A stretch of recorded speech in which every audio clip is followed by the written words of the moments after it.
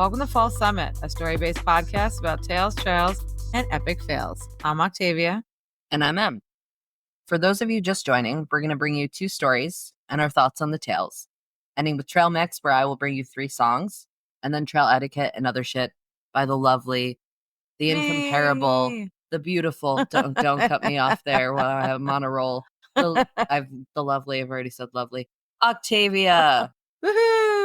It's me. It's you. Thank you. And me. So how you doing today, Em? I'm doing good.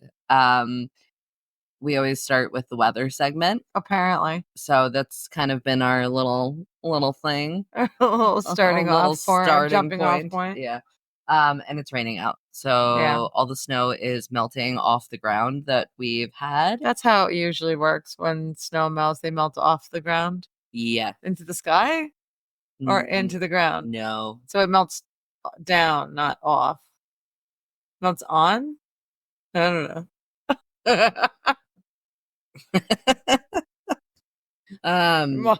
Other than that, I'm doing great, and it's cozy.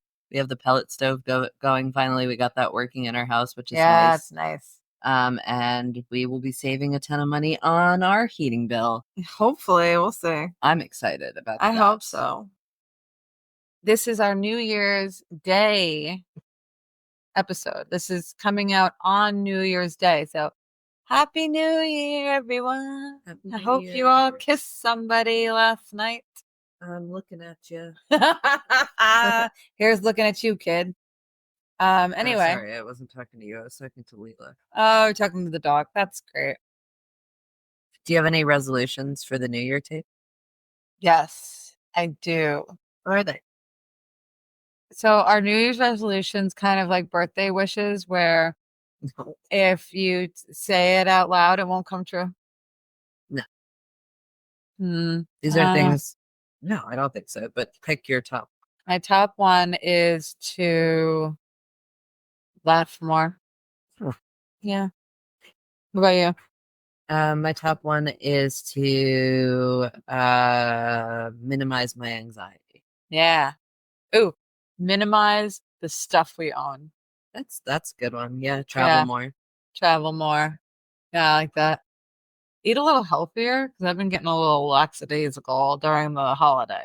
Basic. Yeah. Well, no, it is basic, but it's true. Yeah, I didn't say I want to lose 10 pounds. I said I just want to eat a little healthier. Well, now you said I want to lose 10 pounds. I don't need to lose 10 pounds because I'm perfect. Because anything that you say on here, it's like birthday wishes. You said it wasn't like birthday wishes. You liar. So you won't be traveling more than in your face. That's unacceptable. That's what and you it get. Only works for you. No, what? The rules don't apply to me. Oh, that's literally that makes so much sense now. Mm-hmm. How you go through life. Yeah. That's really my motto. Yeah. It doesn't apply to me. Oh my gosh. I'm recovering from our lovely trek down to Newark Airport to bring your mom on her solo trip. Yeah. She's 76, my mom. Yeah. And she decided that, after my dad passed, she wanted to see the world and see things that she hasn't yet. So Good for her. Yeah, I'm happy for her. She is now in Bogota in Colombia, and she's on a birding trip, and she's hoping to see lots of birds that she hasn't seen yet. She's going to Hummingbird Sanctuary. She's going to I don't know where else she's going. I have the itinerary, but I forget. But lots of birding things. Yeah. And there will be birds. There will be birds. They will be seen. If she has anything to say about it. And so far it seems like she's having a good time. The last I spoke to her on the phone, they were doing some kind of, there was like all this noise in the background, and I was asking her what that was. Yeah. And she said that there were firecrackers going off all around her on the street. Because they were having a celebration for the Immaculate Conception of the Virgin Mary. Oh, okay. It's a very, religious country by nature. Yeah. And that's what they were celebrating. So she is not religious. Yeah. And, said a few choice words. about that. But because the firecrackers are too loud for her little ears. yeah. But it seems like she's having a good time. I think, one of her biggest gripes is that traveling from point A to point B has been taking up a lot more time than she originally thought. But she's seen a few birds that she has not yet seen, a few birds that she has seen before. But I think she's having a good time. Yeah. Well, I was recovering from the adventure of bringing her to the airport just in general. Yeah. Because we almost got run off the road by a giant truck. Yep. And then everybody in the car was hollering and hooping and hollering. Hooting. It's not hooping. It's hooping. Hoop and holler. Hoot and holler. It is? Yup. Tomato. They're not Let's playing call basketball. the whole thing off. What? They're not shooting hoops. It's not hooping and hollering. Well, I mean, I guess you can hoop and holler on the basketball court. I'm gonna hoop and holler my way to the. Well, it was like one of those giant 18-wheelers, and I'm in the back seat, and all of a sudden I hear you cursing and then honking. Cursing and then honking. See, I don't even think I curse. I think usually if a car were to like run into my lane, I lay on the horn immediately. That is like my go-to. That should be my go-to, but my go-to is yelling at the car that can't hear you. Yep. Because they can't hear you. Very effective. So effective. Me. But then I'm yelling, back off, because I wanted you to go back behind the truck instead of speeding forward and trying to pass it. Right. And then my mom's getting more amped up by that. She's just yelling. No, she latched on to what you said and said, yeah, back off. So I backed off. You backed off. I stopped saying anything after I heard you guys like hooping and hollering. Yeah. We love on the basketball court. Yeah. Because I was like, I'm not going to contribute more to this shenanigans. But we made it safely to the airport. And then we got there and you were waiting in the car. We switched because I drove down. Right. But we switched so you could wait in the car in the drop-off lane. Yeah, so you could walk her in to make sure she got to the right, like, desk or whatever. Oh, and I thought it was going to be like a lot shorter that I was waiting for you, but I ended up waiting a lot longer. And I was like, what is going on? And then you came out to the car and told me, please tell our listeners what occurred in the airport. So I found out very quickly. I mean, my mom was visibly shaking when we were in the airport. And I, could sense that she was very, very, very nervous. And understandably so. I mean, she's traveling solo. There's a lot going on in airports. People are rushing. There's a million people. TSA agents, airport workers. They're not, from my experience, there's some gems in there, but like from my overall experience, a lot of them aren't the nicest. I think they deal with a lot of bullshit too. So I think they kind of have lost their patience with humans. Yeah, like the DMV workers. Oh yeah, But customer service is hard. Yeah. But anyway, I could sense that she was nervous, so I felt like I needed to stay with her until she got situated and I couldn't be there anymore. Yeah, which is nice of you. So we get to the kiosks where you check your bag. She was only checking one bag, so that was whatever. But everything is kiosk now, so it's not like you're going up to somebody and being like, "Can you check this bag?" I like that though. I like the kiosks. I don't like having to deal with people. Yeah, you're a weirdo. I like looking somebody in the eye, making that eye contact, knowing I had that human interaction. Well, I also don't love it either. I also don't like checking bags. I like to pack small enough that I can fit it into a carry-on. Yeah, and not have to deal with any of that. Who's going to lose my luggage? Nobody. I'll lose my own luggage on my own time because I have it with me. And if I forget it, it's all my fault. Right. So we get to the kiosk. My mom's passport isn't scanning properly. So I go to one of the women that's behind the desk and I said, you know me, I'm hyper polite. Yeah, of course. To a fault. And I said, can you please help us? And she didn't even barely looked up at me, didn't say a word, and motioned down the line to where two of her colleagues were chit-chatting. So I went over there and I was like, can you guys help me?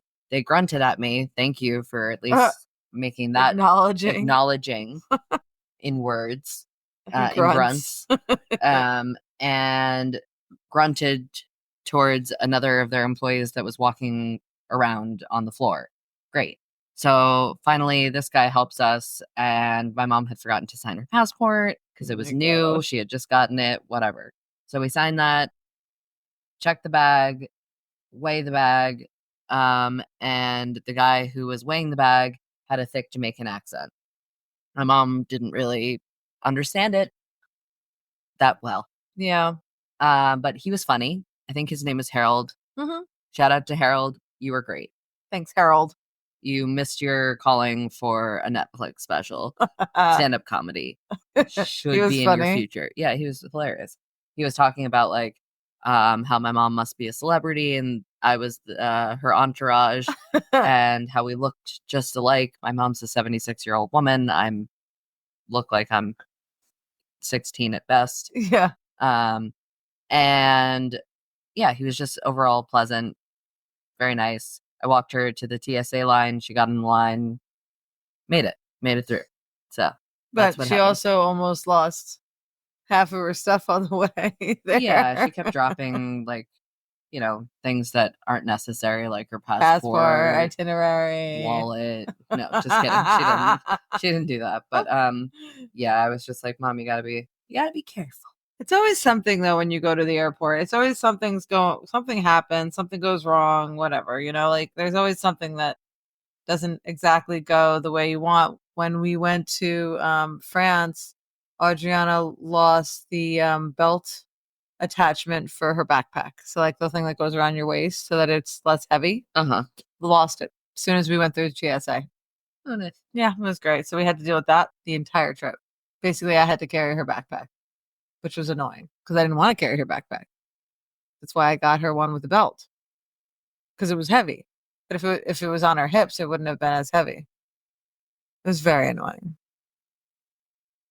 So anyway, she made it. She's having a good time. It's a good experience for her. So I'm proud of her. Yeah, I'm proud of her too. Proud of her for going out and doing something solo where she doesn't know anybody on the trip and killing it. Go, Janet. Killing it. All right. So this week we have a theme. Do you want to tell them what it is? It rhymes with juice. Yeah. And you can eat it for dessert sometimes. Wow, I'm at a loss. What is it? You know what it is.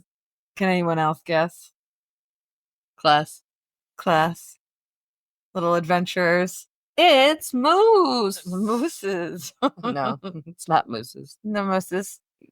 It's moose. Yeah. So both of our stories are moose related. First one is called Moosecapades. Second is called Trail Stomps. I will be reading the first one, and you will be reading the second one. And then you are going to do a deep dive into moose culture. Yeah. And then I'll read a little bit about what to do if you encounter a moose on the trail. Yeah. So I'm excited. I'm excited also. All right. Want to get into it? Story number one. Woo! Let's go. All right. Avery had heard plenty of wilderness survival tips. Carry bear spray. Don't hike alone. Don't feed the wildlife. But what no one ever covered was the existential terror of locking eyes with a 1,000-pound, antler-wielding harbinger of doom on a narrow trail. Harbinger of doom. It's great. It was a postcard-perfect morning on the Middle Saint Vrain trail near Lyons. Avery had set out solo, confident they'd find peace in nature. The trail wound gently through towering pines and alongside a gurgling river. And then it happened. Turning a corner, Avery froze. There it was. A moose. Not some distant silhouette, but a very here and now, meat tank on legs moose. What the? Meat tank. Okay, so what listeners might not be aware of, and that I'm about to make very much aware, is that Tave tends to write the stories that I will be reading to the listeners. Yeah. and vice versa. I'll write the ones that she'll be reading to the listeners. Yay. So, you thought it would be a good idea for me to read to the listeners Meat Tank on Legs Moose. You're welcome. Moving on. You're welcome. It was good. Moving on. Thank you. It looked up from munching shrubbery, eyes gleaming with the unbridled chaos of a creature that knows it rules this domain. Then it charged, or more accurately, faux charged, because it stopped a mere 4 feet away. 4 feet. Avery instinctively backed up, hands raised. Their brain raced. Do I play dead? Do I climb a tree? Nature guides are big on preventing close encounters, but eerily quiet on what to do when a moose is already breathing down your neck. So, Avery did the only thing that made sense. They backed up slowly, creating a little breathing room between themselves and the moose. After about 15 feet, Avery turned and resumed walking, their pulse in their throat. For a glorious half-second, they thought, crisis averted. Then came the sound. Heavy footsteps. They glanced back, and sure enough, the moose was following them. That's crazy. Okay, so a moose is following you, right? Yeah. You can picture it. Yeah. What would you do? What would I do? Yeah. Honestly, I don't know. Until we did this episode, I was not as educated in moose antics and what to do if you encounter a moose. And as like a horse person, I wouldn't like go up and like say, "Hey buddy, how you doing?" But like I mean, I would be cautious for sure. I would probably try to find a big tree to hide behind. I don't know if that would work. Moose can't climb like bears do, right? No. But they can swim, I think. They definitely can swim. So don't go, dive into a lake, but maybe climb a tree if you see one. Yeah, I wouldn't say, well, I guess if you can climb a tree really fast, because they can just ram it. But also, like, Oh, yeah. find a thick, if you're near a thick foliage of trees, get that somewhere where a moose can't fit in. Yeah. Like, 'cause I they're would big. also say, like, keep your movements slow. Yeah. Nothing, no sudden movements. no sudden movements, no sudden sounds. I would just be cautious as to make sure that I don't do anything that would spook him or her. Yeah, I think that's good advice. Yeah. But either way, I'd be terrified. I would be freaking out inside. Yep. Probably like Avery. Same. Yeah. Avery's terror kicked into overdrive. Their brain supplied unhelpful trivia. Moose can run up to 35 miles per hour. Humans? Maybe 12. They kept moving. For at least 5 excruciating minutes, the moose shadowed them. Avery's every step was matched by the relentless thud of hooves. They couldn't look back too often. Every glimpse risked eye contact, and they'd heard somewhere that eye contact equals death in the animal kingdom. Finally, as if bored by its human plaything, the moose veered off toward the river. Avery's knees nearly buckled with relief, but their adrenaline wasn't ready to clock out. They bolted, running like a person possessed. When they saw other hikers in the distance, they flailed their arms like a bird learning to fly and screamed the only warning their panic-addled brain could muster. Moose! No, it's more like, moose! Moose! Better? Yeah. Okay, great. Yeah. Was it logical? No. Did it work? Sort of. The hikers, thrilled at the chance to spot a moose, eagerly ran toward the danger Avery had just escaped. As for Avery, they didn't stop until they reached the trailhead, 2.5 miles away. Why do people hear the word moose? Because I feel like this is a thing. Yeah. And immediately think, well, let's go find that. Yeah. Because, like, they are quite dangerous. I mean, I guess I go back and forth in that because it's like, they're beautiful. They're beautiful. But would I go towards it? I don't know. Well, if somebody yelled grizzly bear, you're not going to run toward the grizzly bear. Sure, there's someone out there. Grizzly Man, the guy in the documentary. Oh, yeah, that's He would true. run towards it. Well, maybe not run, but yeah. Oh, Or a bobcat. Yeah. You know, you're not going to go, let me go find the bobcat or mountain lion or whatever. Yeah. No, I mean, they have, I think there's a misnomer about how dangerous hooved animals can really be. Hoofed. Ooh. Yeah. So, collapsed in their car, heart racing, they replayed the encounter in their mind. The sheer terror, the absurdity of yelling moose like Paul Revere on a nature trail, and weirdly, the thrill of surviving. Not gonna lie, they muttered, gripping the steering wheel. That was kind of awesome. And that's how Avery became a legend of the Middle Saint Vrain. The person who hiked with a moose, lived to tell the tale, and invented a new form of trail safety warning in the process. Nice. That's a crazy story. Yeah, I like that one. I liked it too. Each new story that we get of animal encounters, I'm always amazed at how they figured out how to get away and live to tell the tale. Right. But I have a question for you. Yes.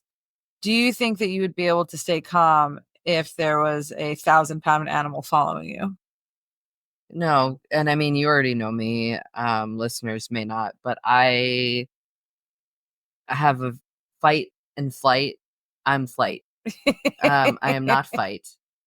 You're screaming, run away. I am a big old baby when it comes to anything that might be perceived as scary. Bees, nope. Yeah, everybody's scared of bees. Nope. You deal with the spiders at the house, though. Oh, Only because I'm more scared of spiders than you. yeah. No, but no, I don't. I'd be long gone. Yeah. Yeah, but you would figure it out. Perhaps. You'd be prepared enough with your when you go on trails in the Adirondacks, you always bring your pot and your wooden spoon for the bears. No one ever needed to know that. That is so embarrassing. We just don't have bear spray up there or a whistle. We keep forgetting to bring that. And so you come up with a perfect solution. A kitchen pot and a wooden spoon. Oh, and I tote that thing. Like, yeah. I mean, but it has multiple resources. Not resource. Multiple uses. Yeah. You could make soup. Right. If we got lost on the trail, I could gather up some pine cones. Yeah. And make a pine cone soup. Pine cone soup. Pine cone soup. Pine cone soup. Yep. Yes, please. I'll have some more. Or I could find some fiddleheads. That would actually work. Fiddleheads and wild mushrooms. If you knew how to find the right kind of wild mushrooms. I do not. Do you? No. I'd be dead. Yeah. Or hallucinating. I wouldn't mind the second one. What? I said you'd be dead or hallucinating, but I wouldn't mind the latter. Oh, yeah. Well, you'd have to be in a cow pasture for that one. You'd have to find some cow patties with some shrooms growing out those suckers. That's true. I could just bring some with me. Or you could do that.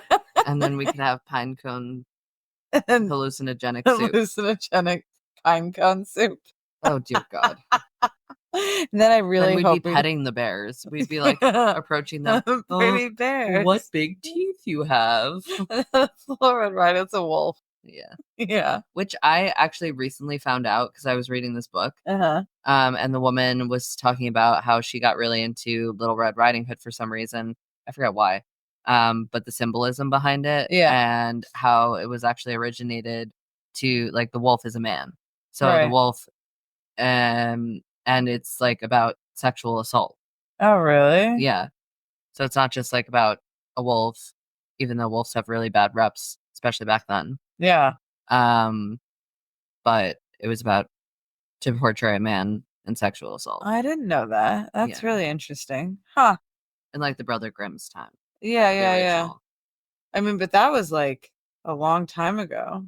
I'm glad they had some kind of conversation about that even way back then, I mean, they probably didn't have the same words as we do now for it. Yeah. They probably didn't call it that. Who knows? I'm not sure. I don't have knowledge about it, but that is really interesting. Yeah, they probably just called it a fun night out. What? Men be being men. Oh, men be men. Oh my God. Men be menin. Men.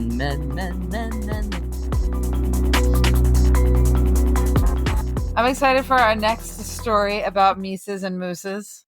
What's it called? It is called Trail Stomp. Great. Let's get into it. All right, I will be reading this to all you lovely adventurers out there. Amazing. Yay. Yay.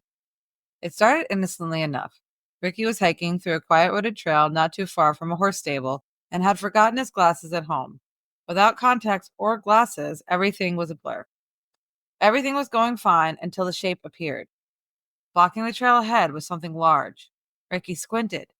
It's a horse, he decided, because what else could it be this close to a stable? But as he stepped closer, the horse turned its head, and in that moment, Ricky's brain connected the dots in horrifying clarity. This wasn't a horse. This was a moose, a massive moose, a male one. Antlers like a spiky crown, muscles rippling, an expression that said, "You just made my day a little more interesting." Oh my That's God. not a horse, Ricky. It's not a horse, Ricky. Ricky. Oh my God. Ricky. Oh my God. Can you imagine thinking Ugh. you see a cute little pony and it turns out to be a dangerous horned beast? No. No. Because, well, I have 20/20 vision, so Okay. hair flip.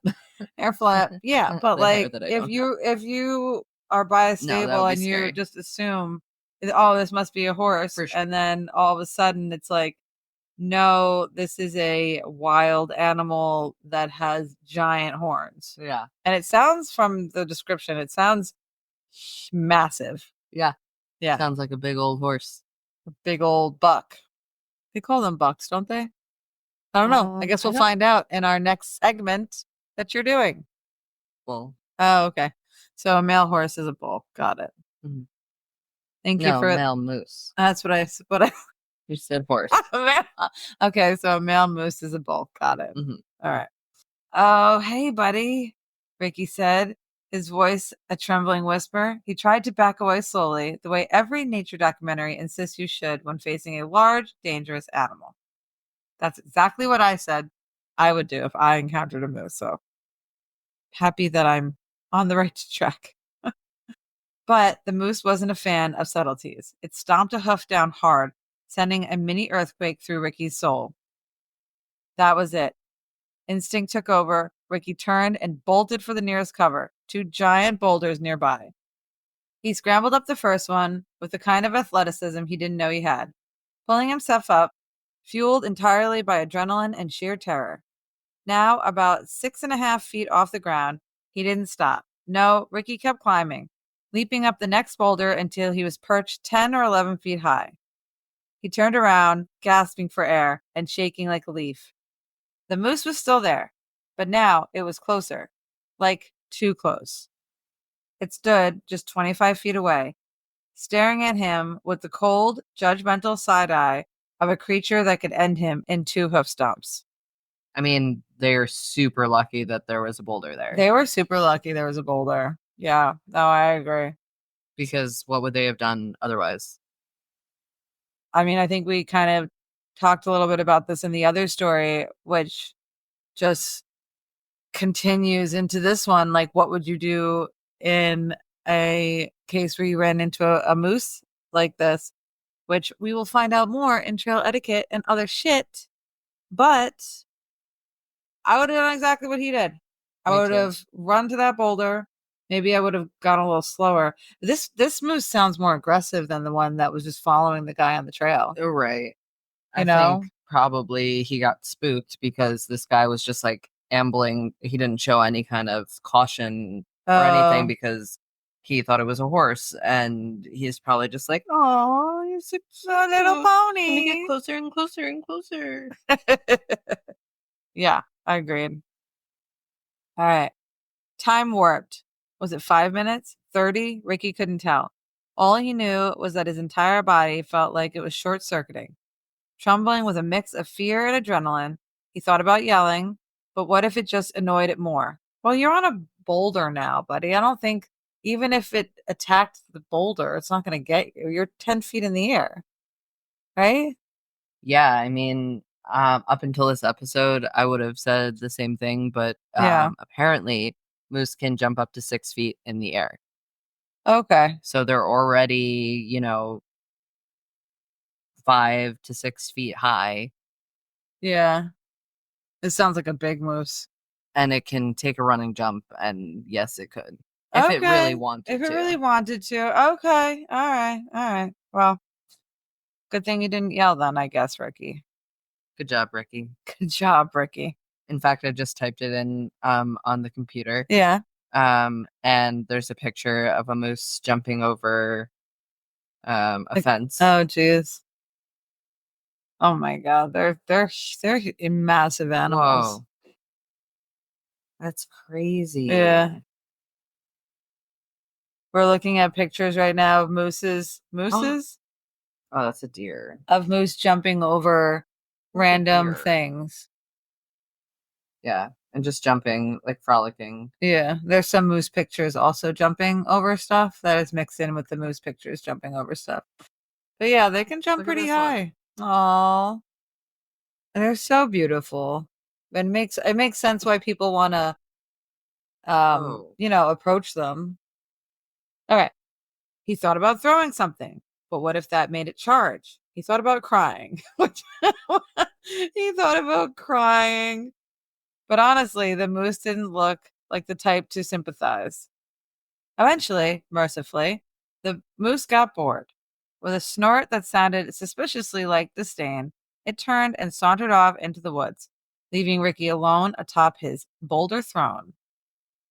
Ricky sat there, still trembling, unsure whether to laugh, cry, or reconsider every life choice that he had led to this moment.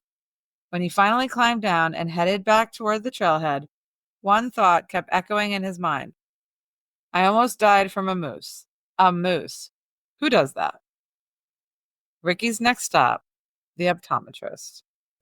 Yeah, he definitely needs to go to an optometrist after that. Oh, jeez. Don't go hiking in the woods if you can't see. What if you think a skunk is a cute, cuddly kitten? If you forget your glasses at home, oh my gosh. If you forget your glasses at home, turn back. Yeah, turn around and get your glasses. Also, like, be responsible. Don't leave your glasses at home. But I am happy that he had the fortitude to climb up a boulder. Thank gosh. Thank gosh. And now I'm looking forward to finding out more information about mooses. And mooses is not a word. Why do I keep saying moose? What's the plural of moose? Moose. But what's the singular moose? Moose. It's like fish. gooses and geeses? It's like fish. You don't say fishes. No, you say fish. All right. Well, I'm looking forward to finding out. Cheers is.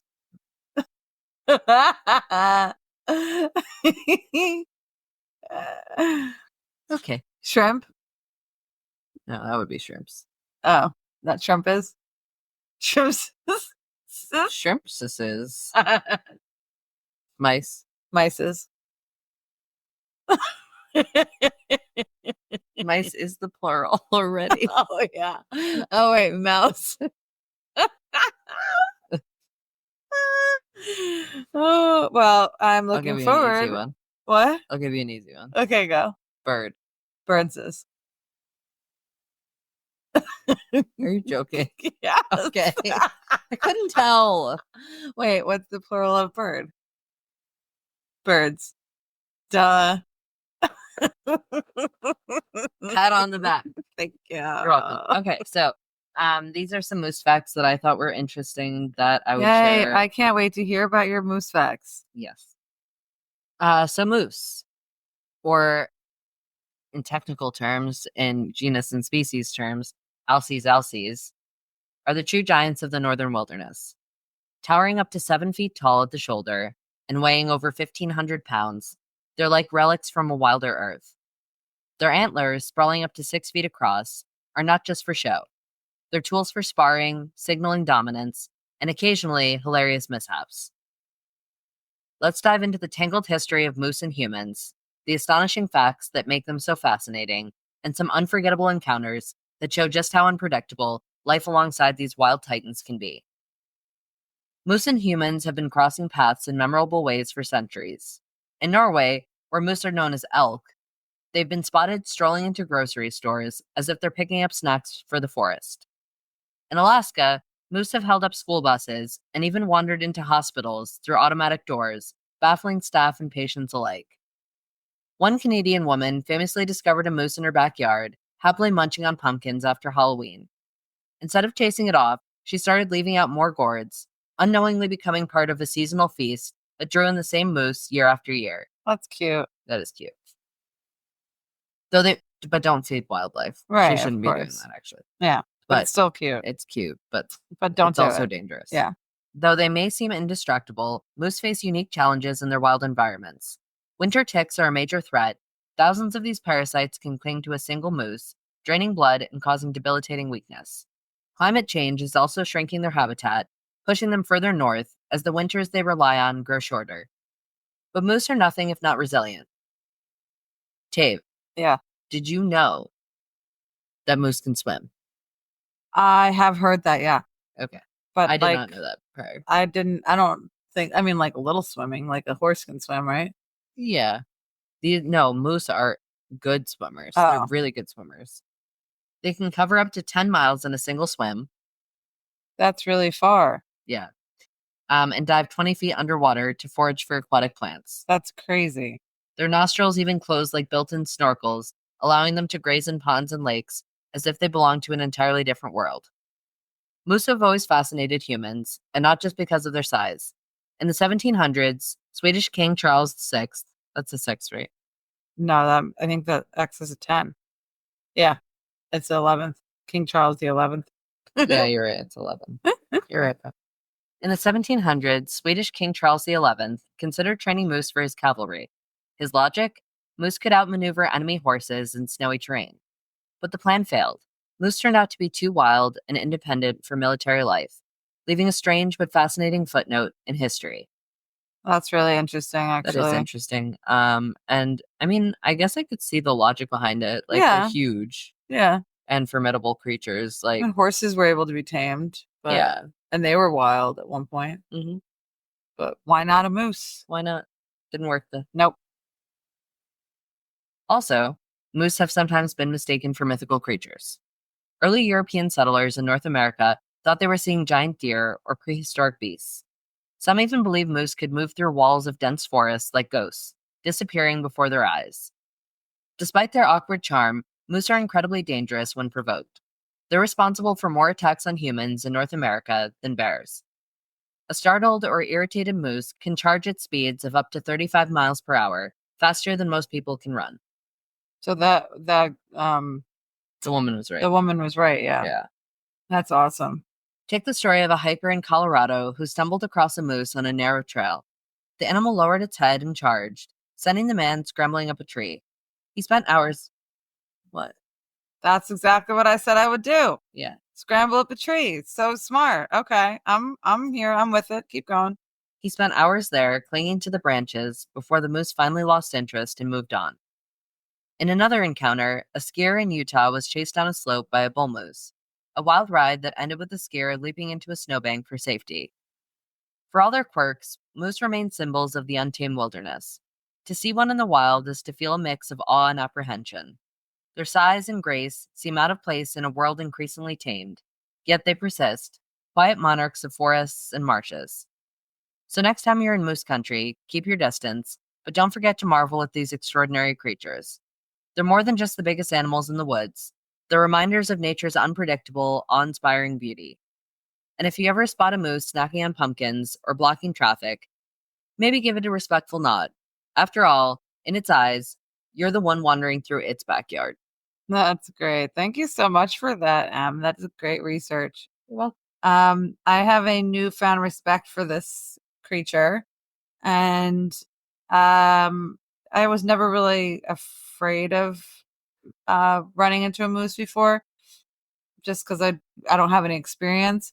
I still think I would be cautious, but I think that if, as long as you are respectful, I agree. then you should be fine. Yeah. I think you should dive into trail etiquette. Oh my God. Get out of my brain. I was just about to say the same thing. So today we're going to switch around trail etiquette and trail mix so that we can continue on our moose adventure. So I'm going to do trail etiquette and other shit right now. And then after, I'm going to bring you some trail mix to round out our day. All right. Trail etiquette and other shit. Here are some tips for surviving a moose encounter. Give space. Always keep a safe distance from moose and give them their space. A good rule of thumb is to stay at least 25 yards away from a moose. Don't approach. Never try to approach or feed a moose, or really any wild animal. Just don't do it. Keep dogs leashed. Dogs can surprise moose and cause them to be aggressive. Stay calm. Don't run away, but if a moose charges, run in the opposite direction, and if possible, put a tree or an other large object between you and the moose. Use bear spray. Bear spray can deter deer, moose, and other wildlife from attacking you if they get too close to you or if they become aggressive. Don't touch baby moose or get in between them. Mothers of newborn wildlife are protective and may attack if their calf is threatened. Moose are generally not aggressive, but they can become stressed and agitated if they are harassed by people, dogs, or traffic. They may also become aggressive if they are hungry or tired, especially in the winter, which I did not know. I didn't know that either. Yeah. Well, I mean, in the winter makes sense because their food source is scarce. And I guess they get cranky, if they're tired or hungry like anybody else. That's cute. Yeah. So that's kind of it. Like, it's kind of, I would say, a little bit like just having street smarts and knowing not to do certain things, like don't approach wildlife, stay calm, no sudden movements. They're wild animals. You just want to make sure that you give them respect. But with a fight or flight animal, like a flight animal, I think moose are more prone to being more akin to a flight animal, although it does seem like they have that fight that they could go into, I guess, if that makes sense. Yeah. It's not the same as if you were to run into like a bear or like a cat, like a big cat. I think it's a little bit of a different. You have to treat the animal a little bit differently than you would a big cat or a bear. Yeah, you wouldn't try to startle it. Right. Yeah. Like with a black bear, you could scare it away by making loud noises like a whistle and that. But if you do that to a moose, it would just agitate them more. Mm-hmm. Yeah. Or like a cat, same thing. It's just the difference between the different types of animals. But I hope that if I ever see a moose, it's far enough away that I can appreciate its wonder and safety. What would happen because you talked about keeping your dogs leashed. Yeah. What would happen if your dog was barking at it?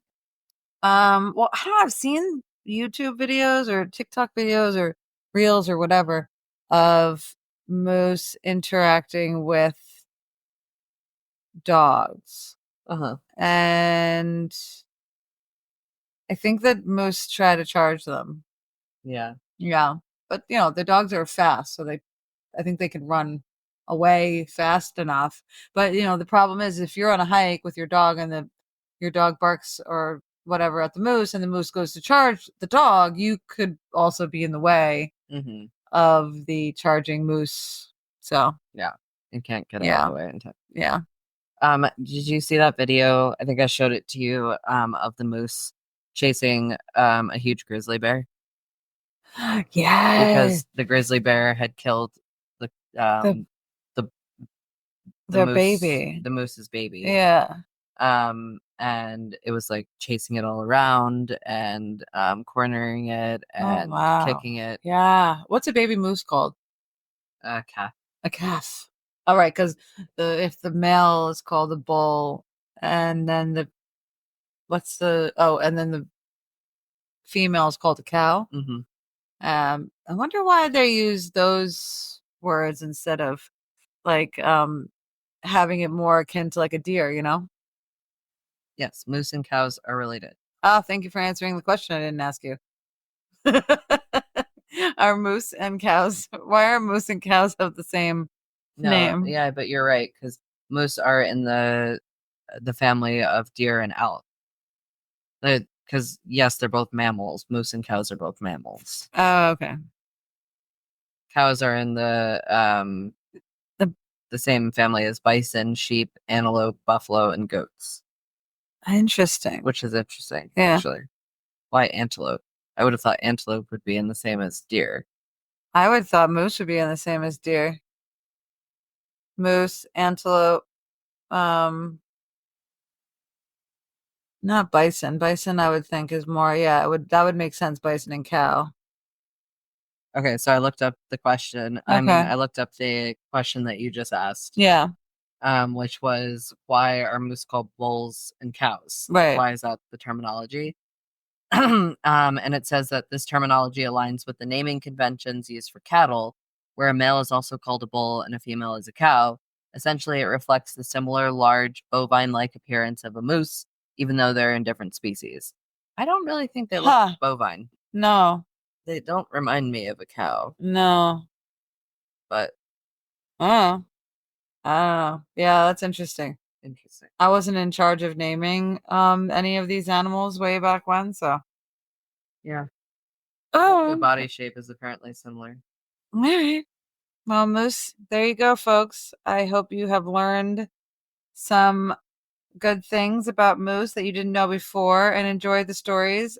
But now I think it's time for some Trail trail mix. mix. I think we need to round out our beautiful episode, our wonderful episode, with some songs to get us out there and get us moving.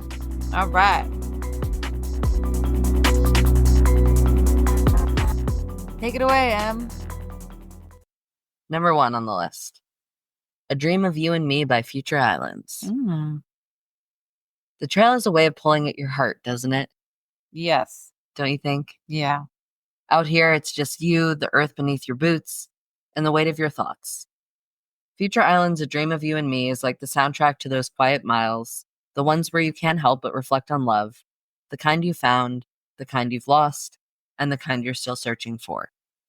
Samuel T. Herring's voice feels raw and familiar, like he's lived through every emotion you've carried out here. This song is for those moments when the trail makes you think about connection, the love you give, the love you withhold, and the love you're brave enough to dream about. This isn't a song for sprinting to the summit, it's for the slow miles, when you're lost in thought and wide open to whatever's ahead.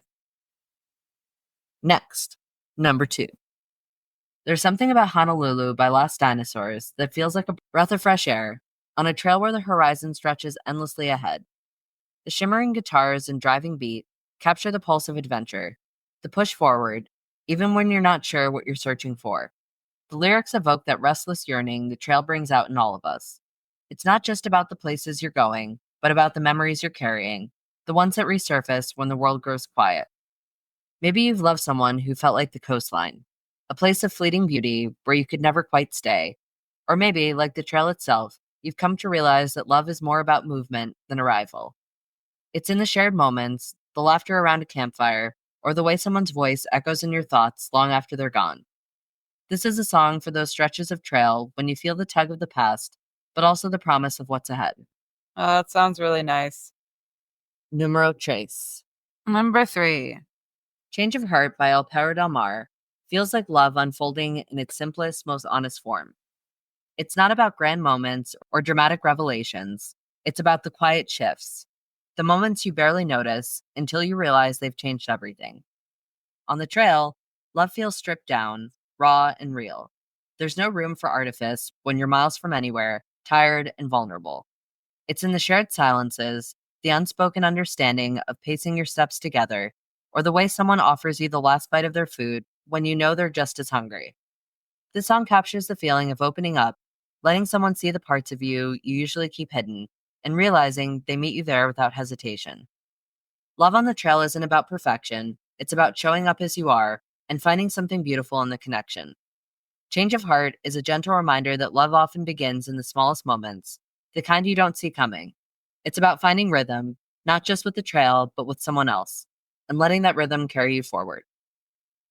That's the end. Thanks, thank you for a wonderful trail mix. You're welcome. So what'd you think of today's episode? I really enjoyed it. I like all of our animal encounter stories. I think they're really fun. I really like animal encounter stories too. Yeah. I like all of them, and please keep sending us a variety of them. Yes. But Any animals. honestly, just keep sending us any variation of story, but we do like the animal variety a lot. Any animal. Any animal. But I really want a beaver story. So if you have a beaver story, Oh, that is interesting or wild, please send it our way because I don't think I've ever heard any interesting beaver stories. I want a kangaroo story. I bet that would be fun. Yeah. Kangaroos are an interesting creature also. I don't know much about Alligators. alligators. There's so many. Yeah. I get so many bear stories, which I love my bear stories. Eagle. Eagle. Send me a story about an eagle trying to steal your Pomeranian. Pomeranian. Oh, our bald eagle that follows you on the trail. Sure. Yeah. Just send them all. An eagle that steals your hat. Yeah. Thinking it's a mouse. I don't know. I love it. Yeah. Anyway, as always, Yeah. there are links in the show notes. And please, please, please, as Jade mentioned before, subscribe to our Patreon because we do a lot of really interesting shorter stories there. The stories can range anywhere from like 3 to 6 to more to less, Depending on the length. So it could be any. Yeah. Depending on how many stories we get, like how long they are. Right. We want to give you a good show either way, but they're minier than this. Yeah, usually. Yeah. But also just, your support is helpful and keeping this show going. And we really want to bring you some extra bonus content. And that's the way to get that bonus content. Yes. Is to sign up for our Patreon. And also you will get bonus playlists where I compile lists that you can't get anywhere else. They're exclusive. For every new Patreon subscriber, we are giving away a free sticker. So come get your stickers, please. Thank you. So our merch store is open. So yes, Christmas just happened, but it's still great to get a New Year's present for your lover. I was just about to say, we're coming out with some really fun 2025 merch. We're in the midst of designing it now, and it will be ready when this episode airs. For anyone that wants some 2025 Fall Summit merch, bring it in the new year. Get some for your lovely lady, your gal pal, your guy boy, your toy boy, your mom, your bear, your mom, your weird uncle. Please don't get anything for your weird. And in fact, please don't go near your weird uncle. That cousin that you only talk to once a year at Christmas. Sure. Get them something. They'll like a sticker. They'll love a sticker. They like stickers. Yeah. I was also thinking of doing a poll with our episode art to see if we should make some merch with our episode art.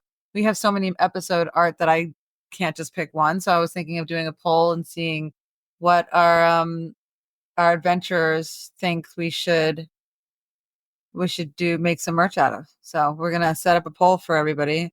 And I really hope to hear from everybody on what art we should use for the merch as like a limited edition. No, I think that's a great idea. And honestly, Tape does a really good job with the cover art and all of that. Thanks. So you should buy things that support it. Make it myself. You do. Yeah. This is not, I don't pay for other people to make it or generate it on like a AI or whatever. I you put in the work. Put in the work, and I have so much fun making them. Yeah, baby. So I am going to be making the art for this episode soon because it's going to be airing in a couple of weeks, and I'm really excited to make some moose art, and you'll already know what it looks like by the time this episode airs. So good for you. I'm so happy for you. Me too. You're so lucky. So that's it from us crazy people here at Fall Summit, where every mountain is just one more almost there. And if you've enjoyed today's episode, please rate, review, and subscribe. And if you didn't enjoy it, well, maybe that's your epic fail for the week. And if you've got any questions, as always, or you want to submit a story or a trail fail, hit us up. Email us at fallsummit.pod@gmail.com or send us a DM on Fall Summit on Instagram. We'll be back next week with more tales of misadventures and questionable decisions. Until then, happy trails. And don't fall off a cliff. See you out there.